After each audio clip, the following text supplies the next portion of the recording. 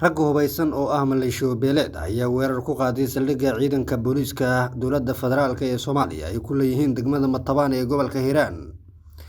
Wararkan weelino ayaa sheegaya in maleeshiyaadka weerarka ku qaaday saldhigga degmada ay ahaayeen kuwa dhawaan ciidanka booliisku ay ka kala eriyeen jidgooyooyin ay dhigteen duleedka magaalada wadooyinka soo gala. Dadka deegaanka ayaa waxa ay sheegeen inay maqlayeen dhawaaqa rasaasta isdhaafsanayaan ciidamada dowladda iyo kooxihii weerarka ku soo qaaday. walow markii dambe rasaastu ay iskeed u istaagtay halka oo raggii weerarka soo qaaday ay isaga baxsadeen.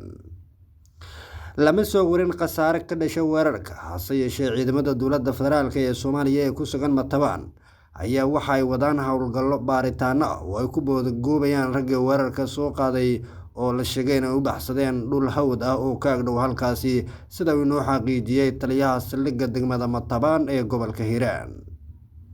saraakiil ka tirsan laamaha ammaanka ee degmada ayaa tilmaamay in ragga ay sharciga hor keeni doonaan, isla markaasna ciidanku ay wadaan howlgallo lagu baadigoobayo oo ay ku daba jiraan goobihii ragga ay ku baxsadeen.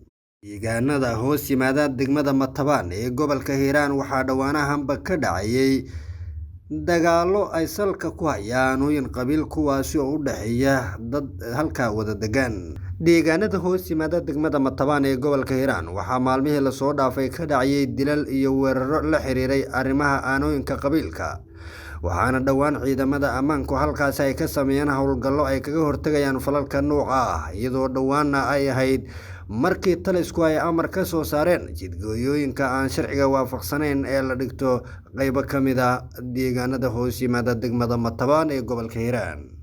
maxamed cabduqaadir zilfa, ZBA, muqdisho. hadal oo ku hadal bishii oo dhan $7 oo kaliya ku darso fariin kasta oo aad dirtaana waa ku bilaash. isticmaal shabakadda ugu ballaaran geyga Somaliland. haddaba si aad ugu shubato adeega kaafiye fadlan garaac xidig 8 eber 8 afargees ama xidig 2 eber 2 afargees. tayo waa Telesom.